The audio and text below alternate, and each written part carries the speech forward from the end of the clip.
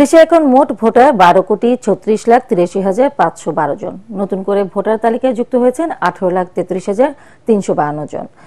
খসড়া ভোটার তালিকা প্রকাশ করেছে নির্বাচন কমিশন। বৃহস্পতিবার সকালে আগারগাঁওয়ে নির্বাচন কমিশন ভবনে সংবাদ সম্মেলনে নির্বাচন কমিশনার অবসরপ্রাপ্ত ব্রিগেডিয়ার জেনারেল আবুল ফজল মোহাম্মদ সানাউল্লাহ জানান, 20 জানুয়ারি থেকে বাড়ি বাড়ি গিয়ে ভোটার তালিকা হালনাগাদ কার্যক্রম শুরু হবে। বিস্তারিত মিজান শাহজাহানের রিপোর্টে। যদি অল্প কিছু সংস্কার করে ভোটার তালিকা নির্ভুলভাবে তৈরি করার ভিত্তিতে নির্বাচন সম্পন্ন করতে হয়, তাহলে 2025 সালের শেষের দিকে নির্বাচন অনুষ্ঠান হয়তো সম্ভব হবে। প্রধান উপদেষ্টা ডক্টর মোহাম্মদ ইউনূসের বক্তব্য অনুযায়ী চলতি বছরের শেষ অথবা আগামী বছরের মাঝামাঝি অনুষ্ঠিত হবে পরবর্তী জাতীয় সংসদ নির্বাচন। জাতীয় ঐকমত্যের ভিত্তিতে প্রত্যাশিত মাত্রার সংস্কার যোগ করি, তাহলে অন্তত আরও 6 মাস অতিরিক্ত সময় লাগতে পারে। এজন্য সবার আগে দরকার নির্ভুল ভোটার তালিকা। সংবাদ সম্মেলনে একথা জানিয়ে নির্বাচন কমিশনার আবুল ফজল মোহাম্মদ সানাউল্লাহ বলেন, বিতর্কের ঊর্ধ্বে থাকতে শুধু নতুন ভোটার নয়, 12 কোটি ভোটারের সবার বাড়িতে গিয়ে তালিকা হালনাগাদ করবে কমিশন। 18 লক্ষের তালিকাও থাকবে, পুরা তালিকাও থাকবে। পুরা তালিকা থাকবে আমাদের হাতে, আর 18 লক্ষের তালিকা থাকবে প্রকাশিত। কোন বছরের তালিকায় বিতর্ক আছে আমরা কি জানি? বসুন্ধরা টিস্যুতে ছাড়ের ছড়াছড়ি। বসুন্ধরা টিস্যু নিয়ে এলো নিশ্চিত ছাড়। আমরা যদি পুরা তালিকা যাচাই না করি, আমরা কি বের করতে পারবো যে কে বিতর্কিত? হালনাগাদের আগে দেশে ভোটার ছিল 12,18,50,160 জন। নতুন করে তালিকায় যুক্ত হয়েছেন 18,33,352 জন। এই হিসাবে ভোটার সংখ্যা দাঁড়িয়েছে 12,36,83,512 জনে। এর মধ্যে পুরুষ 6,33,30,103 জন আর নারী 6,03,52,415 জন। তৃতীয় লিঙ্গের আছেন 994 জন।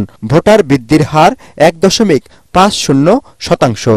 নির্বাচন কমিশনার আবুল ফজল মোহাম্মদ সানাউল্লাহ বলেন, 17 বছর বয়সের তরুণদেরও ভোটার করতে চায় ইসি। এজন্য আইনের সংশোধনী আনার কথা ভাবা হচ্ছে। যোগ্যতার তারিখ হচ্ছে 1 জানুয়ারি, আবার 1 জানুয়ারিতে। তো আমাদের যদি এই ইন্টারমিডিয়েট পিরিয়ডের কাউকে যদি আমাদেরকে অন্তর্ভুক্ত করতে হয়, তাহলে একটা আইনি পরিবর্তনের প্রয়োজন হবে। সেটা করব কিনা এটা নিয়ে আমরা ভাবছি। সংবাদ সম্মেলনে জানানো হয়, হালনাগাদ করা তালিকা নিয়ে কারো কোনো দাবি বা আপত্তি থাকলে তা 17 জানুয়ারির মধ্যে জানানো যাবে। এসব আবেদন নিষ্পত্তি করে 2রা মার্চ প্রকাশ করা হবে চূড়ান্ত ভোটার তালিকা।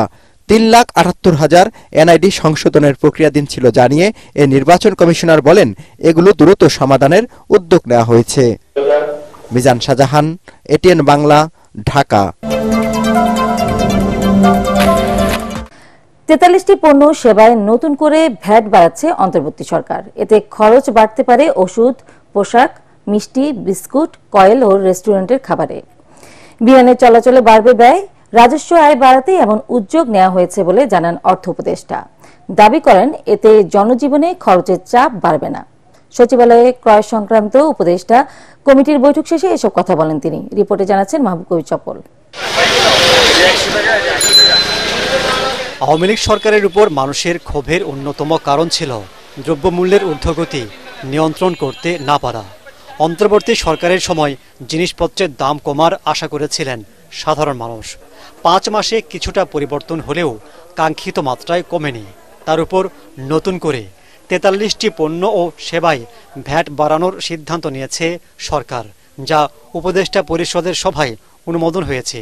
এটি বাস্তবায়ন হলে বিভিন্ন খাতে খরচ বাড়বে। রেস্টুরেন্টে খাবার খেলে শতকরা 15 টাকা ভ্যাট দিতে হবে।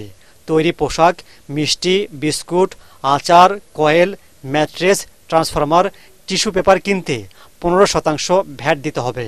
ওষুধ ও এলপি গ্যাস কিনতেও 2 থেকে 2.5% ভ্যাট বসতে পারে। বিমান টিকেটে খরচ বাড়বে 200 থেকে 1000 টাকা পর্যন্ত। ফলের রস, রং আমদানিতে শুল্ক দিতে হবে বাড়তি শতকরা 10 টাকা। মদের শুল্ক বাড়িয়ে 30% এবং তামাকে 100% করা হয়েছে। এভাবে চলতি অর্থ বছরে 12,000 কোটি টাকা বাড়তি রাজস্ব আয়ের পরিকল্পনা করছে এনবিআর, যা আইএমএফের প্রেসক্রিপশন বলে ধারণা করা হচ্ছে। অন্তর্বর্তী সরকারের সময় স্বস্তির বদলে বাড়ছে ভ্যাটের বোঝা। অর্থ উপদেষ্টা বলছেন, এর বিকল্প ছিল না তাদের হাতে। এটা করার কারণটা হলো কয়েক হাজার কোটি টাকা ছাড় দেওয়া হয়েছে। আবার আমাদের রাজস্ব গ্যাপ এত বেশি, আমি তো আর বড় করে বা ডেফিসিট ফাইন্যান্সিং করে তো আমরা যেতে পারবো না। জিনিসপত্রের দামের উপরে তেমন প্রভাব পড়বে না, কারণ আমি বলি অত্যাবশ্যক জিনিসপত্র আমরা সব এসে জিরো করে দিয়েছি। আমরা যে সমস্ত জিনিসপত্রের দাম বাড়িয়েছি ওগুলোর ভেরি ইনসিগনিফিক্যান্ট পার্ট অফ আমাদের ইনফ্লেশন বাজেটে। কেউ যদি আপনার এটা ফিক্সড অ্যামাউন্ট টাকা খেতে হবে, সেটা 10 টাকা যোগ হবে, আমার এটা কোনো মনোবেদনার কারণ হওয়া উচিত। ইন্টারনাল বিমানে এখন লোকজন মোটামুটি যারা বিমানে চড়ে তার 200 টাকা বেশি দিতে পারবে না বলে মনে হয় না। সাধারণত বাজেটের সময় ভ্যাট বা ট্যাক্স বাড়ানো হয়। অর্থ বছরের মাঝামাঝি সময়ে এসে এমন সিদ্ধান্তে সরকারের ভূমিকা নিয়ে প্রশ্ন উঠেছে। তারপরও অর্থ উপদেষ্টার যুক্তি, পার্শ্ববর্তী দেশগুলোর চেয়ে বাংলাদেশে ভ্যাট অনেক কম।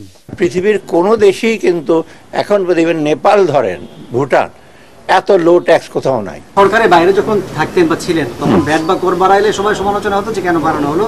আপনারা নিজেরাও সরকারে এসেছেন জনগণের স্বস্তি দেওয়ার জন্য, এটা আপনাদের হাত দিয়ে না না, আমি কিন্তু যখন বাইরে ছিলাম ভ্যাট ইসের ব্যাপারে কোনোদিন বলিনি যে ভ্যাট বাড়াচ্ছ কেন, এই করছো কেন। আমি বেশিরভাগ ক্রিটিসাইজ করতাম আর্থিক ডিসিপ্লিনের ব্যাপারে। আগামী বাজেটে করের আওতা বাড়ানোর ইঙ্গিত দেন অর্থ উপদেষ্টা। সেটা এখন বলবো না, আপনি জানতে পারবেন তখন। মাহবুব কবির চপল, এটিএন বাংলা, ঢাকা। প্রধান উপদেষ্টা ডক্টর মোহাম্মদ ইউনূস বলেছেন, সরকারের চেয়ে ব্যক্তির ক্ষমতা বেশি। মানুষের ব্যক্তি সত্তা জাগ্রত হলে সব সমস্যার সমাধান সম্ভব। শুধু ব্যক্তি নয়, জনস্বার্থে ব্যবসা করা উচিত এবং সামাজিক ব্যবসার মাধ্যমে পরের স্বার্থ রক্ষা সম্ভব বলে মনে করেন তিনি।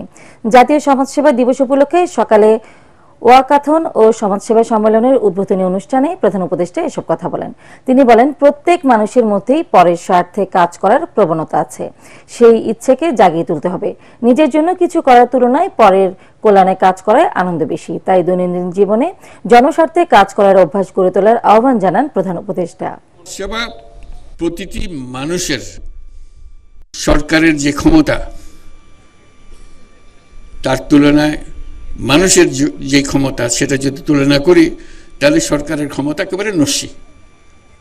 মানুষের ক্ষমতা প্রচণ্ড শক্তি। আমরা সবাই যদি অল্প অল্প করে সেই নিঃস্বার্থে সঙ্গে সঙ্গে পরস্বার্থের কাজটাও করতে পারতাম, এটা যদি আমাদের মাথায় ঢুকতো, আমাদের মাথায় আমরা নিয়ে আসতাম, তাহলে আমাদের কোনো সমস্যা আর এদিকে তাকাতে হতো না, কারো মুখাপেক্ষি হতো না, কারো দিকে তাকিয়ে থাকতে হতো না। আমরা নিজেরাই সেটা সমাধান করতে পারি। আগামী ফেব্রুয়ারির মধ্যে সিঙ্গেল উইন্ডো প্ল্যাটফর্ম পুরোদমে ব্যবহার উপযোগী করার তাগিদ দিয়েছেন অর্থ উপদেষ্টা সালেউদ্দিন আহমেদ। রাজধানীর একটি হোটেলে আমদানি রপ্তানি সার্টিফিকেশন, তথ্য উপাত্ত দাখিলের অনলাইন প্ল্যাটফর্ম সিঙ্গেল উইন্ডোর সফট উদ্বোধনী অনুষ্ঠানে এ তাগিদ দেন উপদেষ্টা। এই সময়ের মধ্যে এ কার্যক্রম বাস্তবায়ন না হলে ব্যবস্থা নেওয়ারও কথা বলেন উপদেষ্টা। এই সময় এ উদ্যোগকে পরিবেশ বান্ধব বলে মন্তব্য করেন বন ও পরিবেশ উপদেষ্টা সৈয়দ রিজওয়ানা হাসান।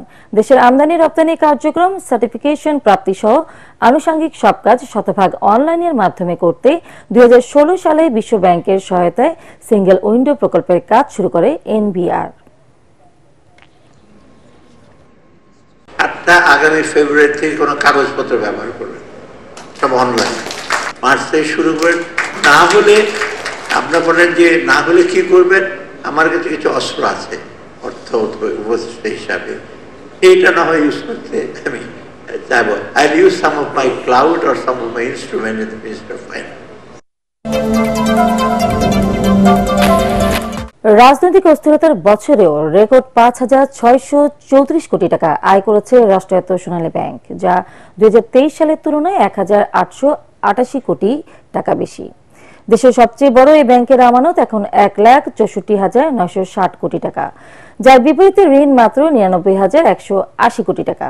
ব্যাংকের প্রধান কার্যালয়ে আয়োজিত সংবাদ সম্মেলনে ব্যবস্থাপনা পরিচালক জানান, 2023 সালের তুলনায় 2024 সালে মুনাফা বেড়েছে। সংকটের মধ্যেও খেলাপি ঋণ আদায় করেছে 1,770 কোটি টাকা, আর রেমিটেন্স থেকে আয় 1,024 কোটি টাকা।